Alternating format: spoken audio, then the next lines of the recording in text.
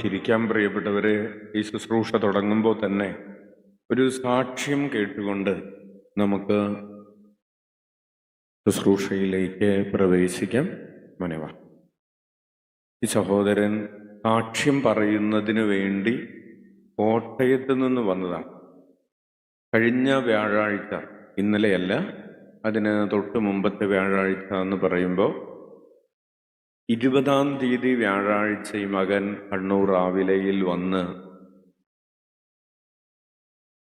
പ്രാർത്ഥിച്ചപ്പോൾ അച്ഛൻ പറഞ്ഞു, മോനെ ഒരു സർജറിയുമായി ബന്ധപ്പെട്ടാണ്, ഇതൊക്കെ ജിജി തോമസ് എന്നാണ് മകൻ്റെ പേര്. അപ്പോൾ ബാക്കി കാര്യങ്ങൾ ജിജി പറയും. അപ്പോൾ അച്ഛൻ അന്ന് പ്രാർത്ഥിക്കാൻ വന്നപ്പോൾ അച്ഛൻ മകനോട് പറഞ്ഞു, മോനെ പുതുക്കാട് വന്ന് സാക്ഷ്യം പറയാൻ പറ്റട്ടെ എന്ന് പറഞ്ഞു.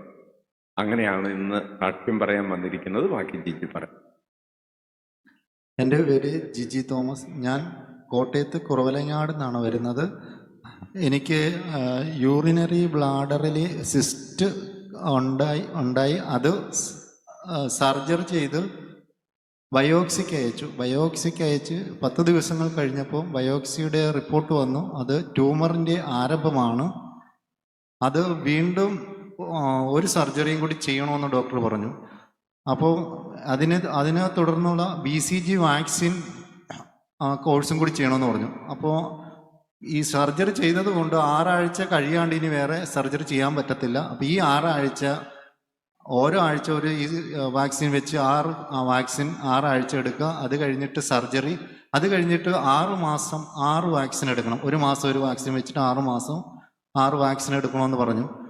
അങ്ങനെ ഞാൻ പെട്ടെന്ന് എനിക്ക് ഭയങ്കര ടെൻഷനുമായി, അസ്വസ്ഥതയൊക്കെ ആയി. ഞങ്ങൾ വീട്ടിലേക്ക് പോന്നു. വന്നു കഴിഞ്ഞിട്ട് അങ്ങനെ ഇരിക്കുമ്പോഴാണ് അച്ഛൻ്റെ നമ്പർ കിട്ടുകയും അച്ഛനെ വിളിക്കുകയും പ്രാർത്ഥനാ സഹായത്തിന് ചോദിക്കുകയും ചെയ്തത്. അപ്പം അച്ഛൻ പറഞ്ഞു, ഈശോയുടെ സ്നേഹവും സമാധാനവും എന്നിൽ നിറഞ്ഞു കവിയുന്നു എന്ന് 500 പ്രാവശ്യവും എല്ലാ ദിവസവും ചൊല്ലി പ്രാർത്ഥിക്കാൻ പറഞ്ഞു. എന്നിട്ട് ഓൺലൈനിലുള്ള ശുശ്രൂഷയിൽ രോഗികൾക്ക് വേണ്ടിയിട്ടുള്ള ശുശ്രൂഷകളിൽ പങ്കെടുക്കുവാനായിട്ട് പറഞ്ഞു. അതിൻ്റെ ഫലമായി ഞാൻ എല്ലാ ദിവസവും ഇത് പ്രാർത്ഥന ചൊല്ലിക്കൊണ്ടേയിരുന്നു. എപ്പോഴും ഇത് ഈശോയുടെ സ്നേഹവും സമാധാനവും എന്നിൽ നിറഞ്ഞു കവിയുന്നു എന്ന് പ്രാർത്ഥിച്ചുകൊണ്ടിരുന്നു. അതോടൊപ്പം ഞാൻ ക്യാൻസർ രോഗികൾക്ക് വേണ്ടിയിട്ടുള്ള ആ ഓൺലൈൻ ശുശ്രൂഷയിൽ പങ്കെടുത്തു. എനിക്ക് ഉറക്കം തന്നെ ഇല്ല. എൻ്റെ കണ്ണുനീര് വറ്റുന്നില്ലായിരുന്നു. ഞാൻ രാത്രിയിലൊക്കെ ഈ ശുശ്രൂഷയിൽ പങ്കെടുത്തുകൊണ്ടിരുന്നു. എനിക്ക് ഉറങ്ങാൻ പറ്റുന്നില്ല. അങ്ങനെ ഞാൻ കൂടിക്കൊണ്ടിരുന്നു. അതിനിടയ്ക്ക് ഞാൻ എൻ്റെ വീടിനടുത്തുള്ള ഒരു ധ്യാനകേന്ദ്രത്തിൽ പോയി ധ്യാനവും കൂടി. അത് കഴിഞ്ഞിട്ട് ഞാൻ ഈ വാക്സിൻ എടുത്തുകൊണ്ടിരിപ്പുണ്ട്. വാക്സിൻ എടുത്തുകൊണ്ട് ഞാൻ 6-ാമത്തെ ഈ ഡോക്ടറെ കാണാൻ എല്ലാ ആഴ്ച ചെല്ലുമ്പോഴും സർജറി വേണമെന്ന് ഡോക്ടർ വേണം, ഇത് പ്രത്യേകം ശ്രദ്ധിക്കണം, സർജറി വേണമെന്നാണ് പറയണത്. 6-ാമത്തെ ആഴ്ച ചെന്ന് കഴിഞ്ഞപ്പം ഡോക്ടർ സർജറിയെക്കുറിച്ചൊന്നും പറഞ്ഞില്ല. നമുക്കൊരു സ്കാൻ ചെയ്ത് നോക്കാം, സിസ്റ്റോസ്കോപ്പി ചെയ്ത് നോക്കാമെന്ന് പറഞ്ഞു. സിസ്റ്റോസ്കോപ്പി ചെയ്ത് നോക്കി. അപ്പം ഡോക്ടർ ഈ സർജറിയുടെ കാര്യം തന്നെ മറന്നുപോയി. നോക്കിയിട്ട് ഡോക്ടർ പറഞ്ഞു, ഇപ്പോൾ ബെറ്റർ ആയിട്ടുണ്ട്, ജിജി ഒരു കാര്യം ഞാൻ സർട്ടിഫിക്കറ്റ് തരാം, ജോലിക്ക് കയറിക്കോ, ഉടനെ തന്നെ വിദേശത്തേക്ക് പോക്കോ. അത് കഴിഞ്ഞിട്ട് 3 മാസം കഴിഞ്ഞ് വന്നിട്ട് നമുക്ക് വീണ്ടും ഒരു സിസ്റ്റോസ്കോപ്പി ചെയ്തിട്ട് വീണ്ടും വാക്സിൻ എടുക്കാമെന്ന് പറഞ്ഞു. അങ്ങനെ ഞാൻ അതനുസരിച്ച് ഞാൻ അവിടുന്ന് വിദേശത്ത് പോയി ജോലി ചെയ്തു. വീണ്ടും 3 മാസം കഴിഞ്ഞ് തിരിച്ചു വന്നു. അതിനു മുന്നം സ്കാൻ ചെയ്യാൻ പോകുന്നതിന് മുന്നം ഞാൻ മിണ്ടാമഠത്തിലുള്ള ഒരു മദർ, എരമല്ലൂരുള്ള മദർ എനിക്ക് അച്ഛൻ്റെ ധ്യാനം അയച്ചു തന്നു. കൊച്ചി രൂപതയിൽ നസ്രത്ത് എന്ന ദേവാലയത്തിൽ ധ്യാനം നടക്കുന്നുണ്ട്, അവിടെ പോയി കൂടാനായിട്ട്. അപ്പം ഞാൻ അവിടെ പോയി കൂടി അച്ഛനെ കണ്ട് പ്രാർത്ഥിച്ചു. അച്ഛൻ പറഞ്ഞു, ആവിലായിൽ വന്ന് പ്രാർത്ഥിക്കാൻ പറഞ്ഞു. അങ്ങനെ കഴിഞ്ഞ വ്യാഴാഴ്ച ഞാൻ ആവിലായിൽ വന്നു.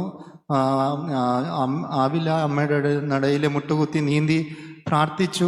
ഈശോയുടെ കൂടെ ആരാധനയിലും വിശുദ്ധ കുർബാനയിലും വചനപ്രഘോഷണത്തിലൊക്കെ പങ്കുചേർന്നു. ആ ദിവസം അവിടെ ഫുള്ള് ഞാൻ എൻ്റെ ജീവിതത്തിലെ എല്ലാ പ്രാർത്ഥനകളും ചൊല്ലിക്കൊണ്ടിരുന്നു. അങ്ങനെ വൈകുന്നേരം അച്ഛനെ കാണാൻ ചെന്നപ്പോൾ അച്ഛൻ പറഞ്ഞു, അച്ഛൻ എനിക്ക് അടുത്ത സ്കാനിങ് പറഞ്ഞിരിക്കുക, അത് ചെയ്യാൻ പോണതിന് മുന്നേ അച്ഛനോട് പ്രാർത്ഥന സഹായിക്കാൻ ചോദിക്കാൻ വന്നതാണ് ഞാൻ ഇവിടെ എന്ന് പറഞ്ഞു. അപ്പം അച്ഛൻ പറഞ്ഞു, നീ പോയി സ്കാൻ ചെയ്തിട്ട് തൃശ്ശൂരിൽ നടക്കുന്ന കൺവെൻഷനിൽ വന്ന് സാക്ഷ്യം പറയാൻ റെഡിയായി വരിക എന്ന് പറഞ്ഞു. അപ്പോഴേക്ക് എനിക്ക് ഭയങ്കര സന്തോഷമായി. ഞാൻ വീട്ടിൽ ചെന്നു. ജീവിത പങ്കാളിയോടൊക്കെ പറഞ്ഞു. അങ്ങനെ ഞാൻ ചൊവ്വാഴ്ച ഹോസ്പിറ്റലിൽ പോയി. രാജഗിരി ഹോസ്പിറ്റലാണ്. അവിടെ ചെന്ന് സിസ്റ്റോസ്കോപ്പി ചെയ്തു കഴിഞ്ഞപ്പോൾ ഡോക്ടർ പറഞ്ഞു യാതൊരുവിധ കുഴപ്പവുമില്ല, ഒരു പൂർണ്ണ സൗഖ്യമാണ്, അവിടെ ഒന്നും തന്നെ ചെയ്യാനില്ല എന്ന് പറഞ്ഞു. ഇനി വേറെ ഒന്നും പറഞ്ഞില്ല, ഒരു കുഴപ്പമില്ല എന്ന് പറഞ്ഞിട്ട് ഡോക്ടർ അപ്പം തന്നെ പോയി. ഇനി ഇടയ്ക്ക് വന്ന് ഇതുപോലെ ചെക്ക് ചെയ്യണം കുറച്ച് നാളത്തേക്ക് എന്ന് മാത്രമേ പറഞ്ഞുള്ളൂ. അതിന് അസിസ്റ്റന്റ് ഡോക്ടർ പറഞ്ഞു പൊക്കോ, കുഴപ്പമൊന്നുമില്ല എന്ന് പറഞ്ഞു. ഈശോയ്ക്കും ആവിലാവിലെ അമ്മയ്ക്കും നന്ദി പറയുന്നു.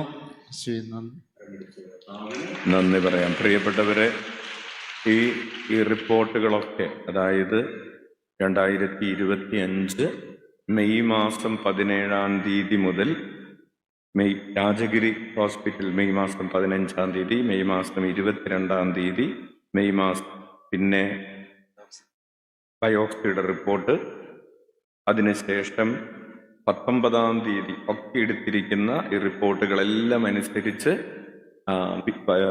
നിങ്ങൾക്ക് യൂറിനറി ബ്ലാഡറിലുള്ള ട്യൂമർ അത് മാലിഗ്നൻ്റ് ആണ് ഒരു പരിധിവരെ.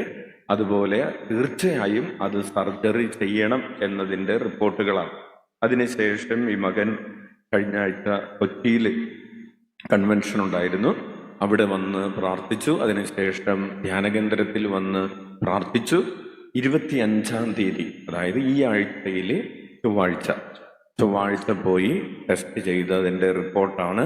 നിങ്ങളുടെ യൂറിനറി ബ്ലാഡറിൽ ഉണ്ടായിരുന്ന ആ സിസ്റ്റ് ഇപ്പോൾ, ആ ട്യൂമർ ഇപ്പോൾ ഇല്ല, വേഗം പെട്ടി മടക്കി വീട്ടിൽ പോയിക്കോ എന്ന് പറയുന്ന നേരത്തെ നിർദ്ദേശിച്ചിരുന്ന സർജറിയും അതിനുശേഷം നടക്കേണ്ടിയിരുന്ന 6 മാസത്തെ കോഴ്സുകളും ഒന്നും ആവശ്യമില്ല എന്ന് പറഞ്ഞ് മടക്കി വിടുകയും ചെയ്തു. കരമടിച്ച് കർത്താവിന് നന്ദി പറയാം. ിൽ വർക്ക് ചെയ്യുന്ന മകനാണ്. ഹല്ലേലൂയ. അത്ഭുതങ്ങളും അടങ്ങളും യേശുനാമത്തിൽ സംഭവിക്കും കാലമല്ലോ. ഒരു പ്രാർത്ഥന പറഞ്ഞു കൊടുത്തു. അത് ഇങ്ങനെയായിരുന്നു ആ പ്രാർത്ഥന: ഈശോയുടെ സ്നേഹവും സമാധാനവും എന്നിൽ നിറഞ്ഞു കവിയുന്നു.